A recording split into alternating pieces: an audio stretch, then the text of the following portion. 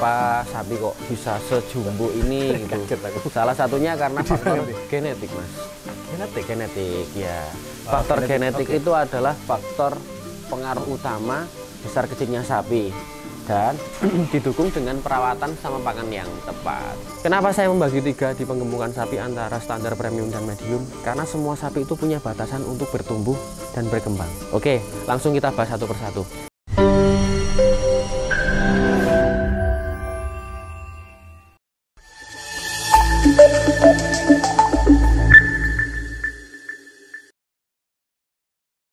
Taniling, balik lagi bersama saya Rizky Pratama di channel Taniling TV. Dan alhamdulillah hari ini kita berkesempatan bertemu dengan Mas Hirmawan. Ini adalah owner yang keren banget, owner dari Setia Farm ya, yang berada di Purworejo. Mungkin boleh disapa dulu Mas, warga Taniling. Assalamualaikum warahmatullahi wabarakatuh untuk Taniling sahabat semuanya. Kali ini saya ingin belajar bersama Mas Hirmawan mengenai sebenarnya gimana sih menciptakan atau membangun sapi yang gede-gede, versi dari Mas Hirmawan. Mungkin langsung aja nih Mas. Oke, kita sambil jalan yuk Mas. Boleh. Oke, kita akan sharing bersama Mas. Oke. Bukan berarti saya yang akan menyampaikan narasi sebanyak-banyaknya, enggak. Karena saya yakin di Taniling TV ini sangat banyak sekali pelaku peternak, pelaku pertanian yang punya pengalaman jauh lebih banyak, lebih tinggi daripada saya. Tapi di sini kita akan berbagi tips ilmu yang sudah saya praktekkan di kandang. Oke. Salah satunya tadi, kenapa kok sapi bisa besar gitu? Kenapa sapi kok bisa sejumbo ini gitu? Salah satunya karena faktor genetik, Mas. Genetik ya. Faktor genetik itu adalah faktor pengaruh utama besar kecilnya sapi dan didukung dengan perawatan sama pakan yang tepat. Setidak-tidaknya ketika genetik dari indukan, dari pejantan itu besar, jumbo, otomatis anaknya itu juga akan berpotensi jumbo dan besar. Gitu. Oke. Nah nanti untuk soal postur, bentuk proporsional, terus kegemukan itu didukung sama perawatan dan pakan, gitu Mas. Memaksimalkan dari genetiknya itu. Iya. Kalau dari Mas Hirmawan sendiri gimana tuh? Misalkan kita bukan seorang breeding ya, yang bisa menyilangkan mungkin. Kita bisanya beli pedetan atau anakan sapi. Itu gimana kita melihat untuk yang belum tahu ya? Ngomong-ngomong pedet, kita geser ke kandang sebelah. Oh boleh. Oke.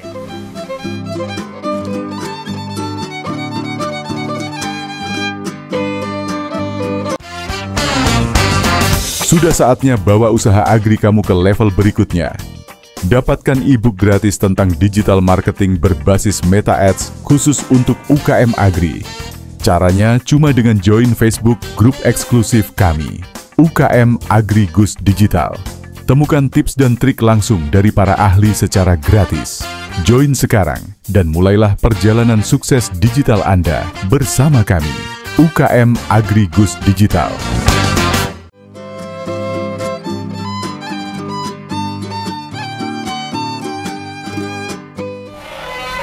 Monggo Mas. Oke Mas. Nah ini sebagai sampel kandang breeding kami. Jadi di sini ada beberapa jenis sampel dari indukan yang bisa dikatakan nggak galak ya? Aman. Yang bagus, artinya bagus itu mencetak dari kualitas pejantan yang ada. Ini mungkin dari segi kalau persilangan gimana ya? Itu terlalu rumit nggak kita ngomongin persilangan? Enggak, karena kita ada sampelnya. Oke, jadi boleh. berdasarkan fakta dan data. Oke. Oke. Jadi ketika kita bicara indukan itu yang paling bagus adalah bukan yang berarti yang besar banget gitu, enggak. Tapi yang paling utama adalah peran dari kualitas hasilnya, ditandai dengan ciri-ciri lebar pinggulnya, bentuk susunya, kualitas dari susunya, perhatian dari induknya, sifatnya ngemong opo cuek. Nah, itu akan menentukan hasil yang sangat luar biasa. Dan di sini memang sebagai sampel kita ada 3 indukan, yang sedang, medium, dan yang premium. Nah, kita bicara yang sedang dulu, Mas. Nah, yang sedang ada indukan di sebelah sana. Ini ya? Iya. Jadi pada umumnya indukan seperti ini sangat banyak sekali dijumpai di lingkungan kita semua. Kalau teman-teman hidup di daerah pesisir atau di Jawa Tengah gitu, itu ketika melihat sapi di pedesaan pasti banyak dijumpai sapi seperti ini. Nah, ketika setiap tahun beranak akan menghasilkan pedet. anakan. Nah, anakan ini akan dijual dengan nominal harga yang standar karena indukannya kualitasnya standar gitu, paling tidak di rank harga 10-15 juta umum per tahun sebagai celengan atau investasinya para petani, dan rata-rata petani pasti punya 2-4 ekor. Nah, ini ngomongin yang sedang. Sekarang yang medium yang sedang berdiri, yang sedang duduk ini Mas. Nah, agak naik sedikit levelnya. Yang medium terlihat lebih wayu, lebih bersih, lebih gemati terhadap anaknya, keibu-ibuan tadi, sehingga menghasilkan anak yang juga sedikit lebih bagus. Dan harga jualnya anaknya selisih pasti, walaupun 2-3 juta pasti selisih. Tapi pokok terpentingnya adalah satu, setiap tahun indukan itu harus melahirkan. Setelah melahirkan 2 bulan atau 1 bulan sudah harus kawin lagi, sambil menyusui, sambil bunting, dan seterusnya. Breeding namanya Mas, menggandakan atau melipatkan jumlah dari populasi sapi itu sendiri. Dan yang ketiga Mas, di sini ada yang spek premium. Nah, spek premium ini adalah indukan-indukan super yang diperuntukkan untuk mencetak kualitas anakan yang super juga. Dalam artian, ada yang indukannya bagus banget, anaknya bagus banget. Ada yang indukannya biasa banget, tapi anaknya bagus. Nah, biasa ini yang justru malah harganya sangat luar biasa atau tidak mungkin dijual di petani. Kenapa? Karena indukan cetak. Mungkin teman-teman sahabat Taniling sudah pernah mendengar ayam indukan cetak.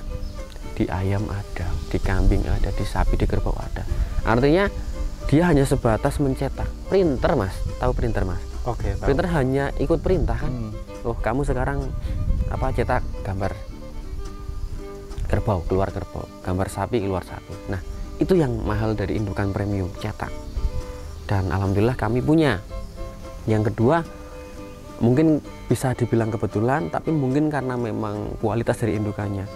Apapun pejantan yang membuahi ataupun pejantan apapun yang mengawini si indukan tersebut, anaknya rata-rata sama persis dengan pejantannya.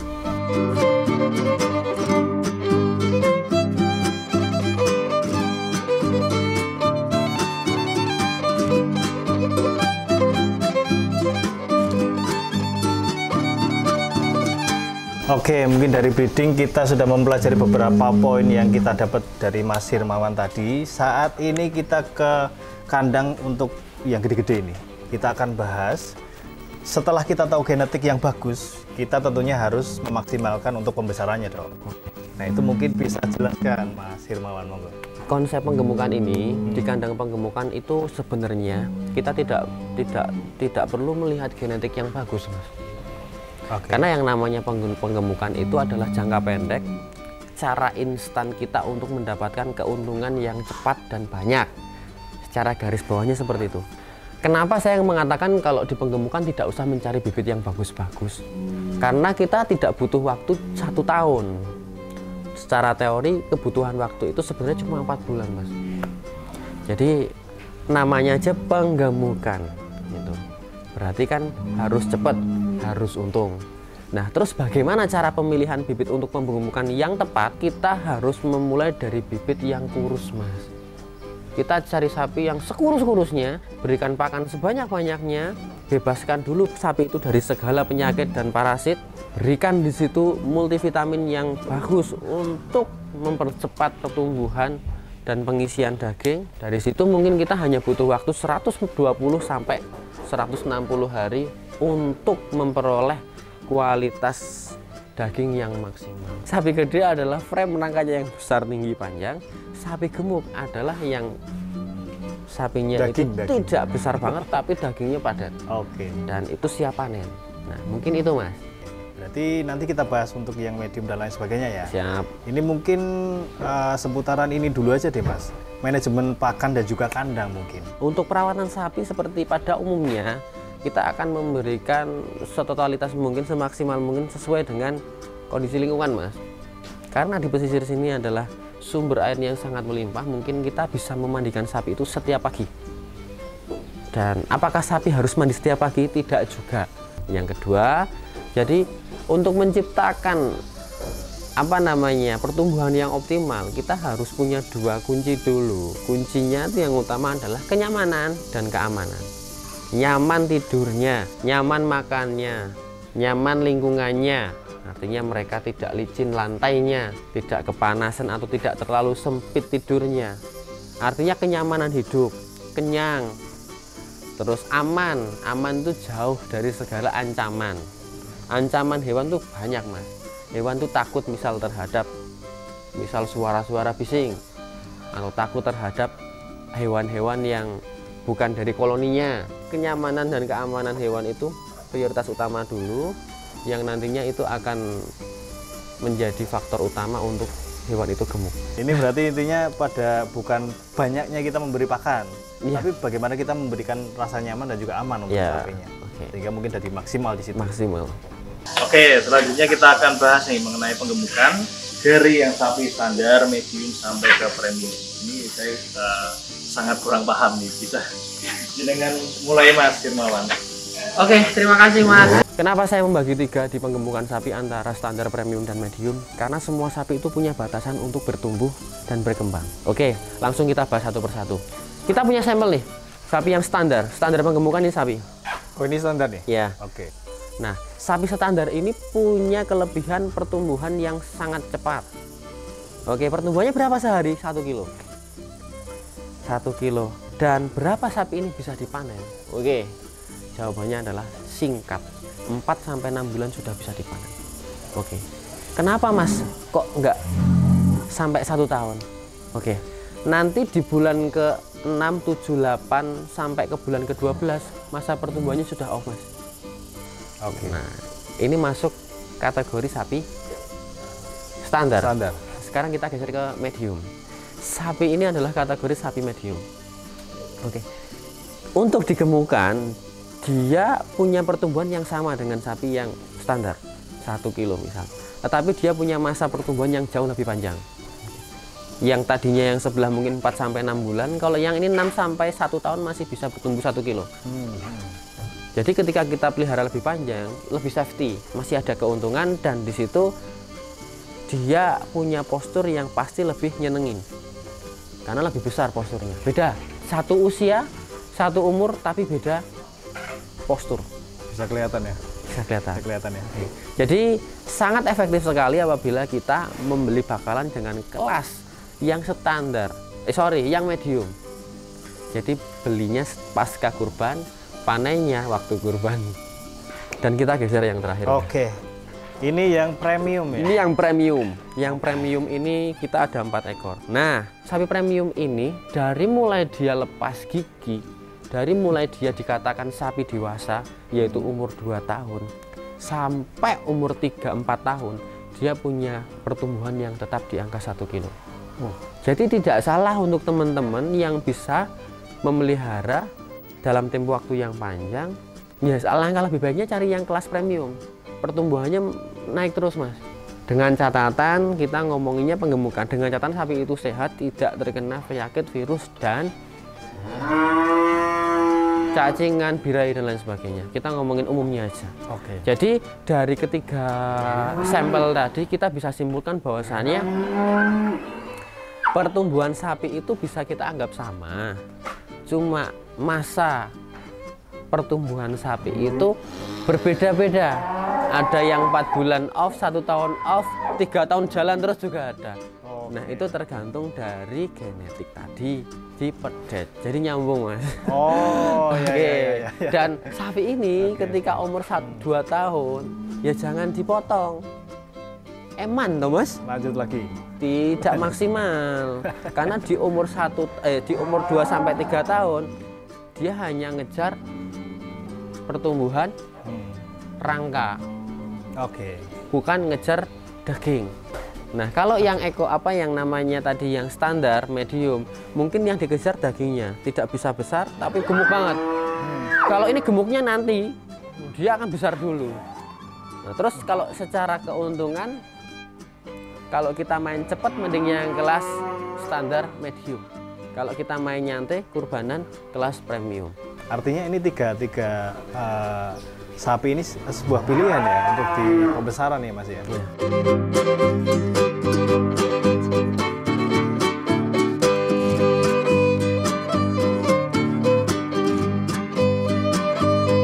Oke, dari mulai indukan Pedetan yang kita bahas di awal tadi, sampai penggemukan dan 3 jenisnya tadi sudah kita bahas nih. Sekarang kita saatnya bahas di tradingnya, saatnya kita jual beli nih.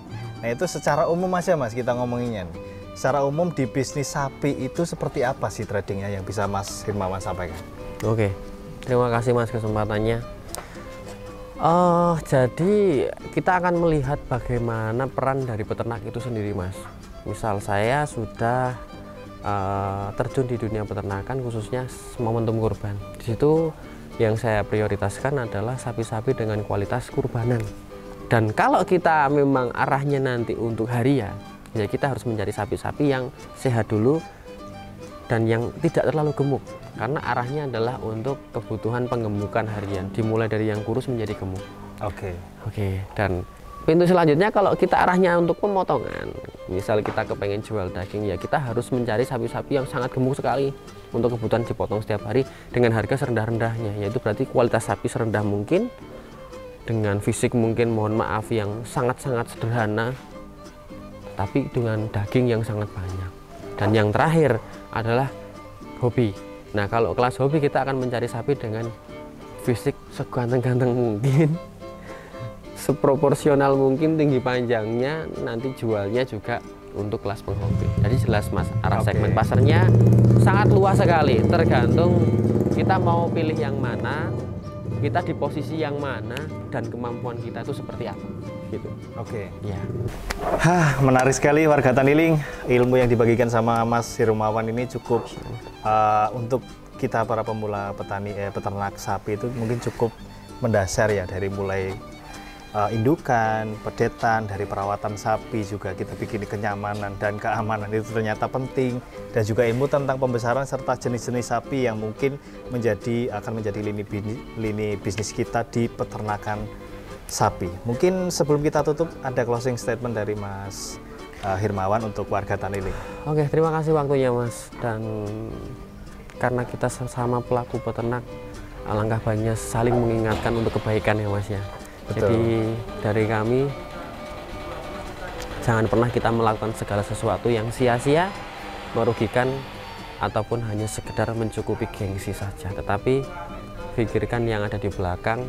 Artinya buatlah sejahtera mungkin baik dari kita sendiri maupun ternak kita, tenaga kerja kita, dengan menggunakan konsep sebelum kita bertindak. Kita mau seperti apa, kita mau arahnya kemana, kita mau jadi apa, mungkin bisa ditentukan.